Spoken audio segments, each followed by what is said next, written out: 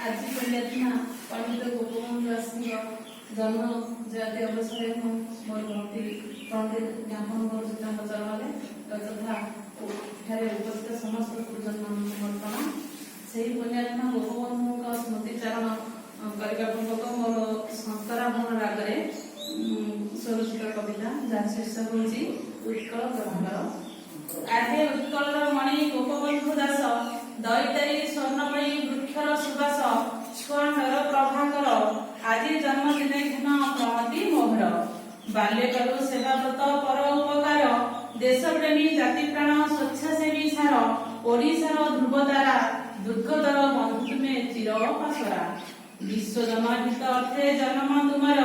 मातृभाषा प्रेमी तुमे बंधु उत्कलर संगर्भक देवदूत स्वाधीन चेता उकिल जीवन महत सत्यवादी समाजर आद्य प्रतिष्ठाता स्वाधीनता संग्रामी हे उत्तम प्रवक्ता लिखिथिल नचिकेता गो महात्म्य धर्मपद अवकाश चिंता मधुमय छंदे विभु चेतना प्रार्थना लेखिल कवि कविता उच्चांग भावना तारा कविता आवर समृद्ध करिछि उत्कल बाणी भंडार दीनबंधु गोपबंधु बन्या विपत्ति त्राणकर्ता साजिथिल उपास भोकरे असहाय सहाय तेजी निज पुत्र चिंता मरण भय कर्मे जिए रहे नर थिला तुम वार्ता धन्य तुम जन्म माटी धन्य पिता माता